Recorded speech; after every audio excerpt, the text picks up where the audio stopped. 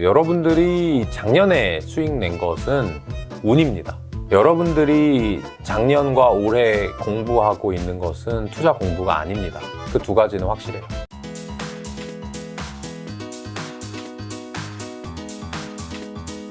자, 그 회사가 얼마나 버는지 알려면 우리가 기본적 분석 당연히 봐야 되는 거죠. 네. 거기서 이제 사업 보고서 뭐 재무제표 같은 것들이 있는데 그렇죠. 어떤 것들 좀 중심으로 체킹하면 될까요? 그것도 답이 없어요. 그러니까 제가 예를 들어서 네. 이렇게 얘기하시는 분 많을 거예요. 재무제표 뭐뭐뭐 보세요. 재무 비율 어떤 거 딱 보시면 됩니다. 당좌 비율, 유보 비율 뭐 그런 사람들은 돈 못 번다니까요. 그렇게 해서 번 사람 한 명을 못 봤어요. 워런 버핏도 그렇게 얘기한 적이 단 한 번. 그럼 왜 못 버냐? 그게 확실하다고 쳐볼게요. 예를 들면 당좌 비율과 뭐 ROE를 보면 주식을 알 수 있다. 뭐 이런 책이 나왔다고 쳐봐요. 그럼 그 너무 쉽잖아요. 계산기 딱딱딱 해가지고 한 5초 만에 했잖아요. 그럼 모든 사람이 그걸 계산할 수 있으니까 저평가가 일어날까요? 안 일어날까요? 안 일어나요. 그 가치를 누구나 계산할 수 있습니다. 네. 그게 아니라 이 회사가 2천억을 벌지 안 벌지에 대한 계산은 그 산업에 따라 다르고 경영자 따라 다르고 비즈니스 모델 따라 상황 따라 다 다르단 말이에요. 네. 그러니까 재무제표를 보는 법, 뭐를 봐야 됩니다. 이게 아니고 출발을 완전히 반대쪽에서 해야 되는 거예요. 쭉 돈을 벌어온 결과가 재무제표거든요. 그렇죠. 그 재무제표를 딱 봐서 정답부터 하려고 하면 옛날에 학창시절에 과외한다고 해가지고 뒤에 이제 정답지 보고 이렇게 하면 나중에 머리에 전혀 안 익잖아요. 아무것도 안 남아있죠. 네, 과정을 알아야 되잖아요. 그러니까 내가 이 회사가 왜 잘 될 거라고 생각해. 뭐 슈피겐코리아라고 해보죠. 이 회사가 아이폰의 모델을 잘 만들어서 앞으로 잘 팔릴 것 같아 라는 아이디어로 시작을 하잖아요. 사람이라는 게 투자를. 투자는 돈 벌려고 뭐 얼마를 벌어야지 그렇게 하는 게 아니에요. 세상의 변화를 보고 이렇게 될 것 같은데 라는 것을 정성적으로 글로 쓸 수 있는 아이디어를 가져오고 그걸 숫자로 바꿔가는 과정입니다. 아이폰이 많이 팔릴 것 같아. 아이폰이 많이 팔리면 아이폰 케이스를 만드는 슈피겐코리아도 돈을 잘 벌 것 같아. 얼만큼? 아이폰 몇 대? 1년에 아이폰을 몇 대 팔까? 60억 인구 중에 아이폰을 몇 개씩 살까? 계산해 볼 수 있죠. 생각해 볼 수 있죠. 합리적이죠. 상식적이죠. 그러면 케이스 하나당 얼만데? 만 원? 만 원에서 2만 원 사이? 오케이, 좋아. 합리적이죠. 거기에서 이 회사 거를 다 살까? 아니면 슈피겐코리아 경쟁사는 뭐뭐 있지? 그럼 슈피겐코리아는 내가 봤을 때 주변에 물어보니까 10명 중에 3명은 무조건 슈피겐 쓰던데? 그럼 오케이, 30%의 점유율. 그거를 곱한 것이 뭐냐면 매출액이에요. 그 매출액에서 이 회사가 버는 방법은 뭐야? 그 판 다음에 플라스틱 원재료 사와야 될 거 아니야. 원재료 얼마 들어가? 연구 개발하시는 분도 있어야 될 거고 본사 사옥에 경비도 들어갈 거고 그게 영업 비용이에요. 매출액에서 영업 비용을 빼면 영업 이익이에요. 그런 과정을 통해서 재무제표가 상정되는 것이니까 그 과정을 통해서 본인이 생각한 재무제표 나와 있는 게 아니라 나와 있는 것은 모두 시장 가격에 반영된다고 보시는 게 마음 편하고요. 앞으로 이 회사가 이렇게 벌지 안 벌지에 대해서 내가 생각하는 거예요. 내가 재무제표를 만들 줄 알아야 돼요. 재무제표를 읽는 것은 기본이고. 대표님 말씀이 저는 굉장히 납득이 가는데 이거를 뭔가 전형적인 방법, 뭐 전공법이라나 이게 있는 것 같은데 이게 개인 투자자가 하는 게 그렇게 쉽지 않을 것 같다는 생각도 약간 들긴 해요. 맞나요? 근데 어려운데 그게 이제 불가능한 건 아니에요. 근데 제가 이런 말씀을 많이 드리는 게 이게 꼭 저는 애를 써서 할 필요가 있냐.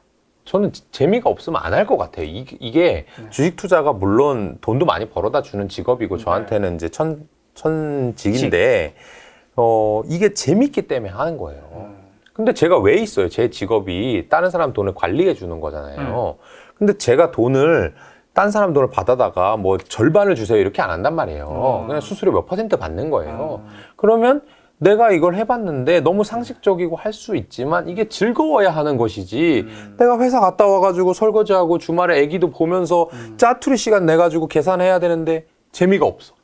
그럼 할 필요 없어요. 재밌는 거 자기가 원하는 거 헬스 하시든 뭐 술을 드시든 풋살을 가시든 뭐 음악을 들으시건 그렇게 하라는 거지. 이게 주식을 투자할 수 있는 것은 하나의 뭐 기술이 아니고 저는 기질인 것 같아요. 기질. 네, 누구나 할 수 있는 거예요. 내가 만약에 김 작가님도 마찬가지겠지만 여기서 유튜브를 하는데 아무런 생각 없이 그냥 대략 물론 그런 사람들도 훌륭한 거지만 좋은 콘텐츠 많이 만들면 언젠가 돈이 들어오겠지. 나는 그거 계산 안 하고 할 거야. 그렇게 안 하잖아요.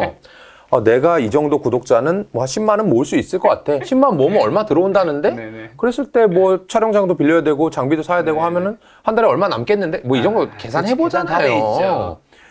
그거랑 똑같은 거예요. 사업하는 거랑 똑같은데 내가 9 to 6로 일을 안 할 뿐이에요. 주식이라는 건 그런 거예요. 그러니까 그런 임직원분, 경영자분들한테 감사하면서 내가 자투리 시간에 계산할 수 있는 게 즐거우신 분은 하고. 뭔가 제가 가르쳐 드리지 않아도 네. 아주 상식적인 수준에서 할 수 있고요. 그렇지 않으신 분은 그냥 하고 싶은 거 하시고 또는 자기 돈 버는 방법이 더 쉬워요. 김 작가님이 물론 저보다 주식 잘하실 수도 있지만 기본적으로 그냥 유튜버라고 가정해보면 그리고 책 쓰신 분이니까 그걸 해서 돈을 버는 게 빠르지. 그렇죠. 굳이 나는 책도 쓸 거고 유튜브도 할 거고 난 주식도 내가 스스로 다 해봐야지. 사람이 24시간 정해져 있고 100살 정해져 있는데 그게 안 되잖아요. 그러니까 요새 재테크가 약간 붐이라고 해가지고 그렇죠. 모든 사람이 다 내가 직접 해야지라고 생각하시는데 재테크에서 배우실 것은 하나의 마인드, 그다음에 투자의 철학, 그다음에 기본적인 이 논지를 아시는 것이지 나머지는 또 본인에 맞는 투자법이 있습니다. 주식이 아니어도 저 부인은 아파트 투자, 뭐 빌딩 투자 이런 거 좋아해요. 제가 주식하라고 강요하지 않고 그 친구도 저한테 뭐 부동산 투자라고 강요하지 않거든요.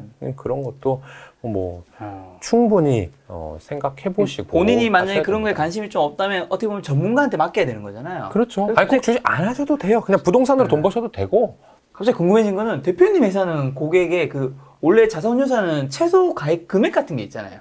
네, 저희가 그냥 마음대로 정하는 겁니다. 네, 얼마예요? 지금 3억 원이에요. 왜 이렇게 비싸요? 아니 제가 알기로 표정이 갑자기. VIP 자산운용도 1억 아니에요? VIP 1억이에요? 아니었나? VIP가 이제 뭐 낮은 상품들도 있을 수 있어요. 네네. 네.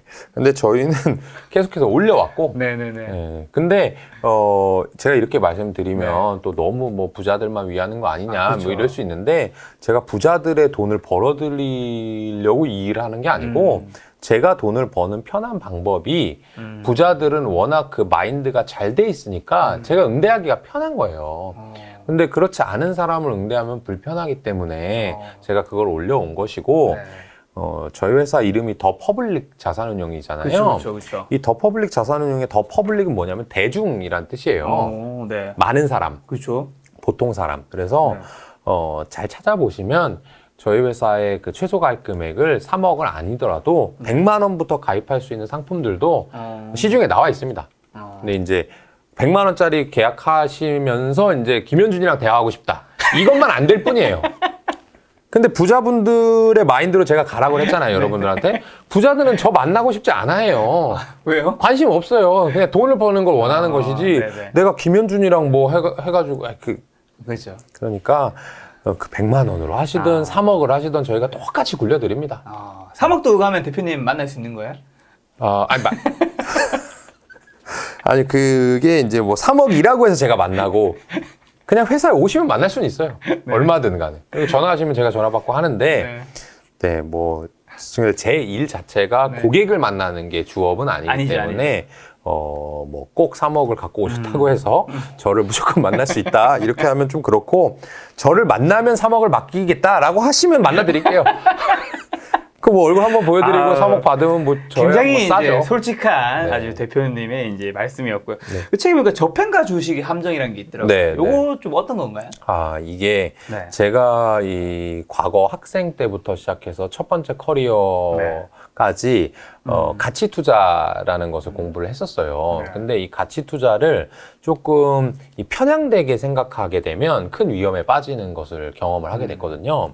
그게 뭐냐면 싼 주식, 그렇죠. 저평가된 주식을 사면 무조건 돈을 번다라고 착각할 수 하던 시기가 있긴 있었어요, 옛날에. 그래서 유명했던 얘기가 전 한국투자밸류 자산운용 대표님이신 이채원 네, 알고 대표님께서 유명해지게 된 계기가 롯데칠성이라는 주식을 너무너무 싸게 사가지고 조금 어려운 말로 PER 1배.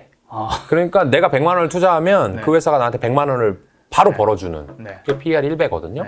그러니까 100%인 거예요, 기대 수익률이. 그때 사가지고 몇 배를 수익을 내셔서 부자가 됐다. 뭐 돈을 많이 벌었다 이 얘기가 있었는데 그 당시에는 왜 그런 일이 일어났는가 하면 사람들이 재무제표를 아무도 안 봤기 때문이에요.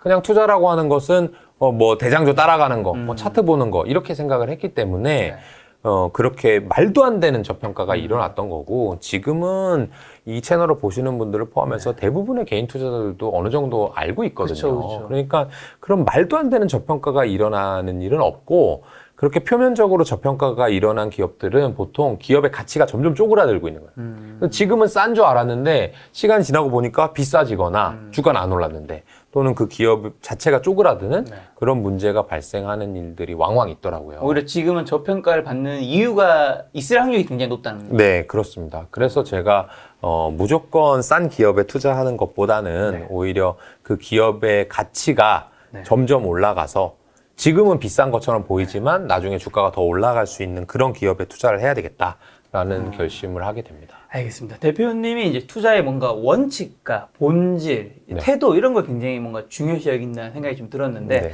대표님이 무조건 지키는 뭐 투자의 원칙 좀 우리 개인 투자자가 알아야 되는 것들 뭐 몇 가지만 얘기해 주신다면. 네. 저 개인적으로는 저는 사고 싶을 때 안 사고요. 팔고 싶을 때 안 파는 거. 어떤 의미죠? 이게 나의 마음이 조급하지 않고 정말 이게 이성적으로 그런 결정을 내린 게 맞느냐에 대한 판단을 해봐요. 주식이라는 게 재밌는 게 지금 당장 뭔가 발견하잖아요. 그럼 되게 사고 싶어요. 그렇죠. 오를 것 같고 맞아. 내가 안 사면은 좀 안 될 것 같고 그러니까 자꾸 돈을 투자하고 싶단 말이에요. 찝찝해 안 사면. 그렇죠. 그리고 팔고 싶을 때도 마찬가지예요. 지금 안 팔면 떨어질 것 같고 지금 당장 팔아가지고 수익을 실현하고 싶고 이런 마음이 들 때 팔게 되는 거죠. 근데 일반 투자자분들이 분석을 잘 안 하고 투자를 했을 경우에는 산 주식은 떨어지고요. 판 주식은 더 올라가죠. 그러니까 사람들이 그렇게 생각하는 것과 반대로 생각을 해야 되는데 나도 하나의 인간이기 때문에 그 감정에 휩쓸린단 말이에요. 그래서 저는 주식을 사기 전에 또는 팔기 전에는 실제로 눈을 딱 감고 손을 모으고 이렇게 생각을 해봐요. 그래서 나는 김현준이 아니다. 마치 그 전지적 작가 시점, 뭐 관찰자 시점이 되는 거예요. 그러면서 내가 이 주식을 사려고 하는 게 정말 사고 싶어서인가? 지금 당장 오를 것 같은 마음 때문인가? 아니면 정말 이 기업이 훌륭하고 저평가되어 있다는 뭔가 논리적인 확신이 있기 때문인가? 팔 때도 마찬가지로. 그렇게 생각을 해서 내 마음을 반대로 내가 사고 싶을 때는 안 사고 팔고 싶을 때는 안 파는 그 원칙을 지키려고 노력하고 있어요. 그 외에 또 있나요? 그 외에 이거는 뭐 무조건 지킨다의 원칙은 아닌데 제가 싫어하는 게 물타기입니다. 물타기. 네. 저는 물타기는 웬만하면 안 하려고 하고 웬만하면 불타기를 하려고 해요. 이 주가가 떨어지면 아무 생각 없이 막 주식을 사시는 분 계시거든요. 근데 주가가 떨어지는데도 이유가 있을 확률이 더 높고 아마 여러분들이 훌륭한 투자자가 되고 나면 시장과 거꾸로 투자를 그냥 바로 하실 수가 있게 되는데 공부가 좀 덜 되신 분들은 이 주가가 떨어진다고 하는 거는 큰 손이 뭔가 팔고 있다는 거예요. 큰 손은 그거에 대해서 공부를 많이 했을 확률이 높아요. 그러니까 팔 때는 이유가 있을 거고 또 오를 때도 이유가 있는 경우가 있거든요. 그래서 저는 떨어질 때는 정말 확실히 생각을 해봐야 된다. 근데 무작정 물타기를 하게 되면 만큼 산 다음에 나중에 손실만 눈덩이 같이 커져가지고 결국 포기하게 되거든요.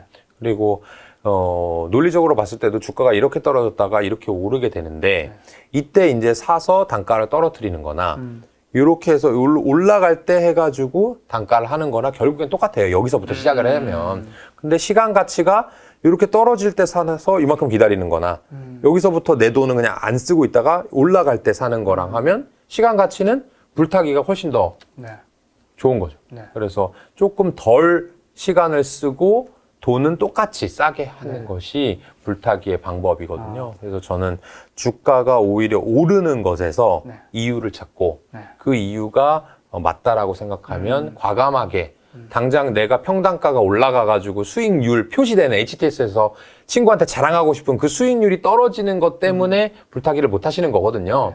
그게 전혀 중요하지 않고 내가 실제로 얼마를 넣어서 같은 기간 동안 얼마를 회수할 수 있느냐를 보려면 기업 가치가 확 올라가는 국면, 그것을 시장 참여자가 인정해주는 그 국면에 과감하게 투자하는 것이 돈이 된다라고 생각합니다. 그럼 이걸 이렇게 이해해야 될까요? 예를 들어 물타기, 불타기 했으면 물타기라는 건 어쨌든 내가 처음에 이 종목을 산 그 판단이 틀렸을 수도 있다. 그렇죠. 그리고 불타기를 한다는 거는 내 생각이 맞다는 걸 확신을 좀 더 가지니까 더 산다. 그렇죠. 물론 주가만으로 결정하면 안 되지만 저 같은 경우 그렇게 안 하지만 네. 일반 투자자분들은 오히려 시장에 순응하는 게 네. 좋을 수도 있어요. 알겠습니다. 자, 김작가 TV 처음 나오셨는데 이제 7월 말이잖아요. 네. 이제 8월, 9월, 10월 이제 한 올해가 한 5달 정도 남았는데 하반기 시장도 뭐 굉장히 지금 시장이 그렇게 막 좋지는 않잖아요. 네. 그래서 뭐 오르락내리락 계속 정치 현상을 사람들이 좀 많이 지쳐 있는데 네. 개인 투자자분들에게 마지막으로 하고 싶으신 말씀이 있다면. 네.